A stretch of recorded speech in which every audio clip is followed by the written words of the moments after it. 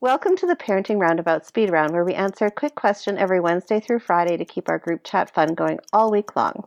Today we have a special Speed Round guest, Hafeez Lakhani. Hafeez is the founder of Lakhani Coaching and works with students to help them achieve their academic and personal goals, such as admission to some of the nation's top colleges and universities.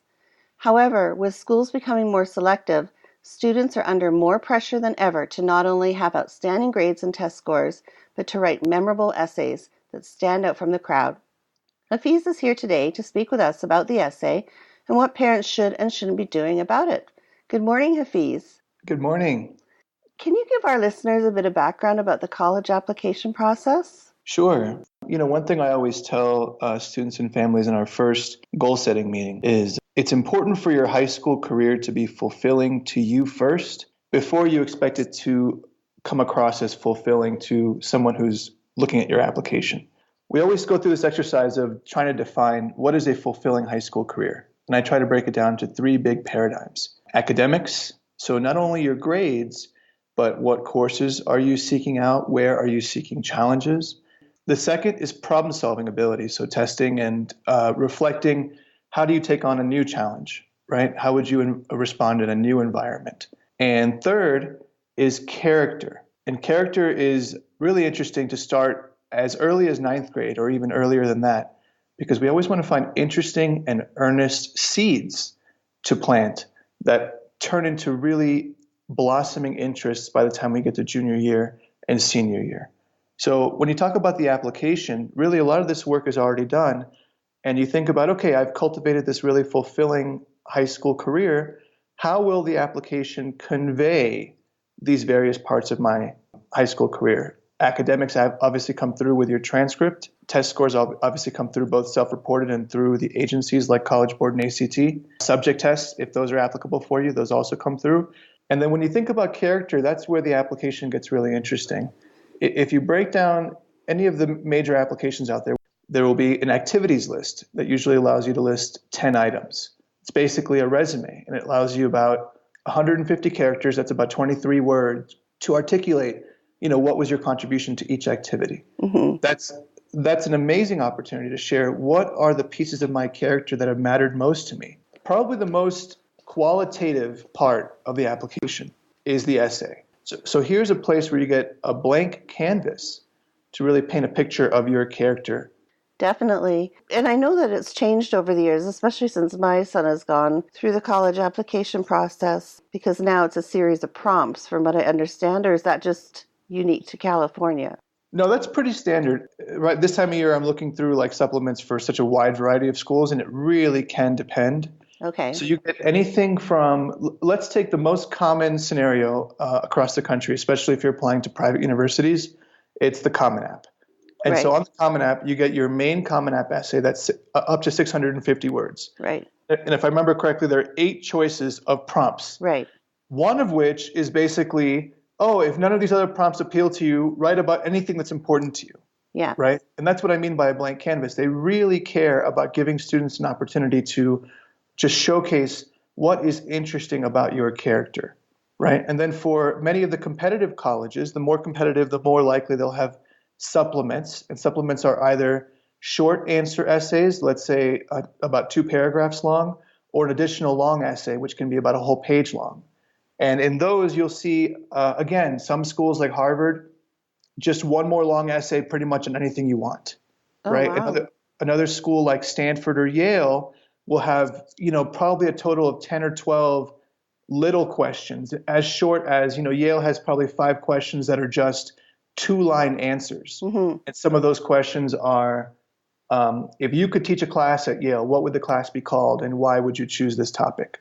If you could invite any speaker to campus, living or, deceased, who would you invite and why? So little examples of ways the college can sort of see into your world. Right? Right. And one of the great ways to sort of think about, well, how interesting is this topic that I'm thinking about writing about, right? Mm-hmm. And I always say there's a really great analogy. Imagine that every college is a dinner table, right?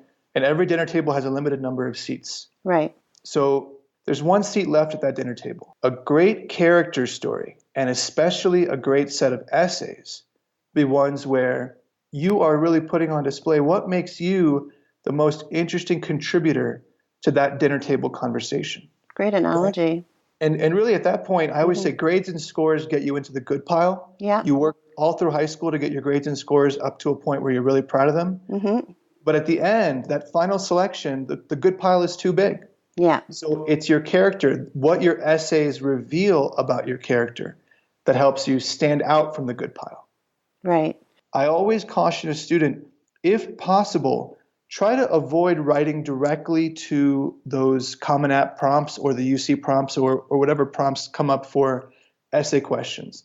Because there's a really great quote. Hemingway once said, every writer should burn his first novel, Right. Yeah. right? Yeah. And the idea there, of course, we can all interpret that however we like.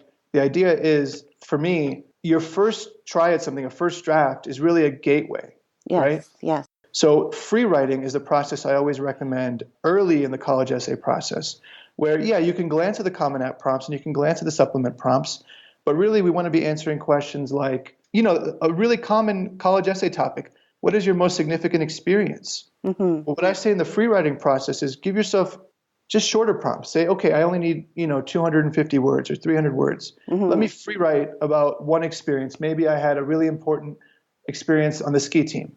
Let me write about that and just see where it goes, right? Whether it's a team victory at the regionals or whether it was, the time that I came back from a torn ACL. These are the experiences we want to hear about, right? Right. And then if you want to go into like what makes a free write interesting, well, a student writes a free write 2 paragraphs, 3 paragraphs, and puts in a one-liner.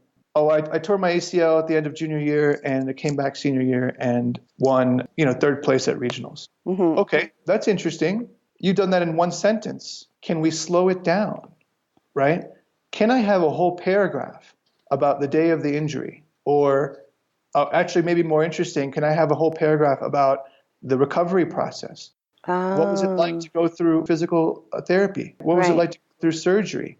What was it like to need someone to help you even get to the bathroom for 2 weeks? And so when we slow down the experience and we get really interesting anecdotes, those anecdotes are what leave, a memorable impression in someone and really help a reader understand how much of this experience affect you. If we throw in a one-liner, tore my ACL and later won, sure, later on I turn to my fellow admissions officer, say, okay, she had an injury and she recovered from the injury and there was some success. Mm-hmm.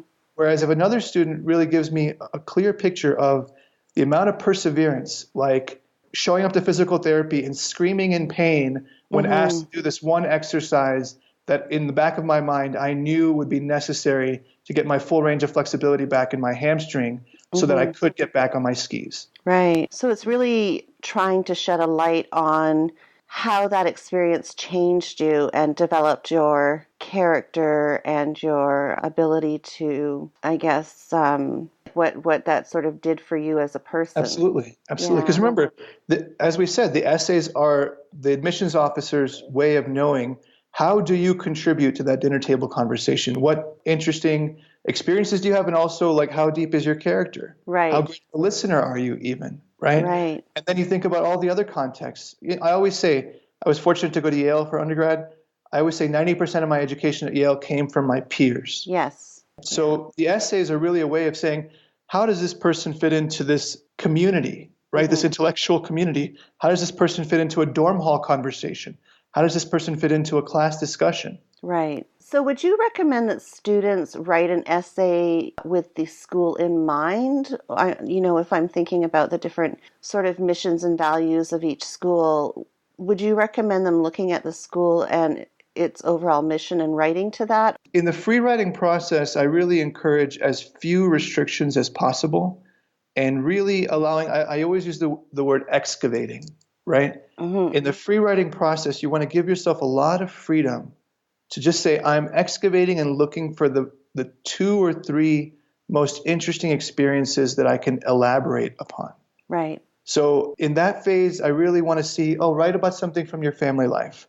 Write about something from, a really important extracurricular or character building pursuit that you've had. Maybe write about something that's academic. Maybe there's a family history element that's really interesting, and see where those go. And then once you've got those anecdotes off the ground, then you can start to maybe show it to people who you trust and say, okay, which one of these is really coming alive? And you probably know as the writer that, hey, while I was writing this, the pen was on fire. I could write 3 pages if I wanted to, right? And that's when you sort of know, like, hey, that might be the topic for your main college essay. And then when you start sitting, okay, I need to sort of take this mound of interesting clay and mold it into a well-formed essay, that's when you want to take a look at the prompts, take a look at the schools you're applying to, think about, what does your character story come out as through that essay? And, some schools are going to be, perhaps more conservative or have a religious affiliation or just have very specific kind of culture. Mm-hmm. And maybe all the way on the other extreme, like a really proud activist school. Right. So, yeah, it is kind of important to know, okay, the people who are reading this essay, and most importantly, like, if that's a community to which you feel you really belong and you feel you'd be a great contributor, hopefully the essay can really show that. Exactly. Yeah. And then, sorry, by the way, Nicole, for supplements, of course, for sure, consider what school. So once we get to the supplements, these are smaller essays or even short answers. Right. And in those cases, it's very common, why Brown or why will Northwestern be the best place for your academic aspirations? And in those cases, certainly it's really important to consider the school itself in a sincere way. I don't want to see a student just write a blanket essay that gets sort of pasted with a few words changed between each of those schools for such a specific college-related essay. Exactly. And that kind of leads me to my next question because, you just talk about, sort of cutting and pasting and creating a blanket essay. I'm thinking about the input that parents have. As we know, parents are typically more involved with their kids' education these days than what, say, for example, they were when I went through school. Sure. Are very invested in the college process and helping their kids get to school and of their choice. What is their role in this? Because, you can get parents who may want to write the entire essay for their student. I don't think it's a good idea. No, that's not what the colleges want to see. They want to see the student, not the parents. So sure. What can you describe the role of what, the parents in this process and what you would recommend they do to support their student through this? I'll answer the most sort of direct answer first. When someone like myself who sees hundreds of college essays a year, and admissions officers see thousands, someone who sees a high volume of essays can spot a fake from a mile away. It is incredibly easy to tell when a story is fabricated because it's trying to make the student look good or like a hero or something like that. It's incredibly easy to tell. It's actually almost comical how easy it is to tell when the parents get their hands all over the essay. Really? It's a joke. I'm telling you, I can see it from a mile away. Wow. And if I can see it, admissions officers can see it. Yeah. It's a really poor reflection on the student because it's sort of like, well, what are you hiding? Why did you need someone else to get their hands on this essay? Don't you have interesting experiences that reveal what an interesting contributor you are? Actually, one common sign is like trying to cover too much, like trying to basically say like, well, I did this and I did that and I did this and I did that. And I had this story of like helping, my friend who was in danger of failing Algebra 2. And it's like, okay, you've spread yourself over about 11 topics. Couldn't we get a story about that really meant something to you about 1 or 2 of those topics? So parents, of course, mean well. In fact, in my work, I always say this is an absolutely team effort, not just for college essays, but for our whole coaching process, whether it's for admissions, testing, character, what have you. I say it's the parents, the coaches, so me and my team, and the student. And the student is driving the bus. We all must respect that the student is in control, and we are there to support the student. So can't we trust the student to come up with really interesting anecdotes from his or her experiences?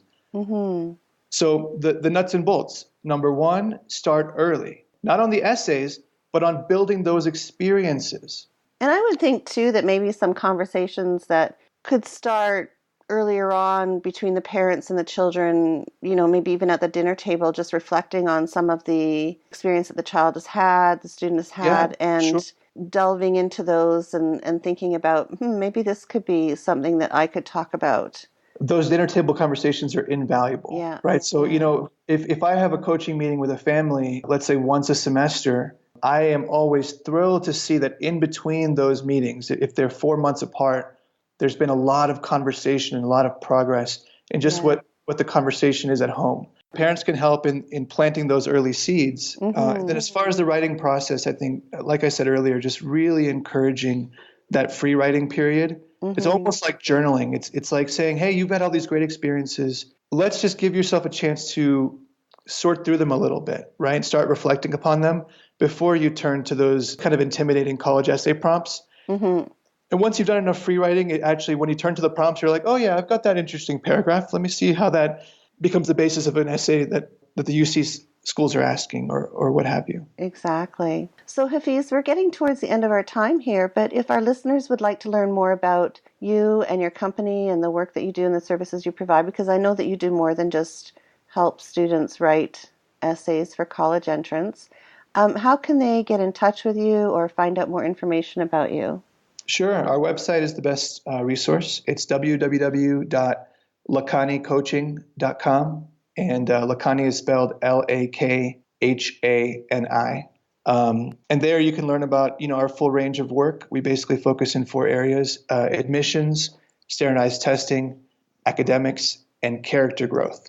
So working with families to cultivate those interesting seeds that would fall into our character work. And that's really, I think, interesting for everyone, right? Yeah. And then for people who would qualify, we have a really exciting scholarship that we launched last year called Lakhani Scholars. And that awards $10,000 of services to high-achieving, low-income students. And we ask people to fill out a FAFSA, which you would fill out anyway for financial aid, to just show their qualification for the low-income status. Wonderful. And one more quick question. Do you work remotely or do students need to be with you in the office physically? We are based in New York, but we have clients across the U.S. and in 12 countries worldwide. So absolutely, we work remotely. Skype is really one of our most valuable tools alongside online whiteboards, Google Docs, lots of really powerful in-cloud tools. So it's become seamless at this point to work with someone, whether it's someone who lives 5 blocks away or someone who lives in Kazakhstan. Yeah, well, you've made it very accessible and a variety of families and people can use your services. Well, thank you so much, Hafeez, for talking with us this morning. I appreciate it. And definitely given me some things to think about, and I know our listeners as well, because we have many listeners who have rising seniors and college students. So very, very much appreciated. And you have a great website, too, with lots of information. I know that I've already checked that out as well. So thank you, Nicole. Yeah, well, that's it for today's speed round. Come back tomorrow for another question and visit parentingroundabout.com for all our group chats and other weekly episodes. Hey, before you speed off from the speed round, please consider listening to all our podcast episodes, short and long, on the Radio Public app. It costs you nothing, and we get a little change for every listen. Thanks for the support.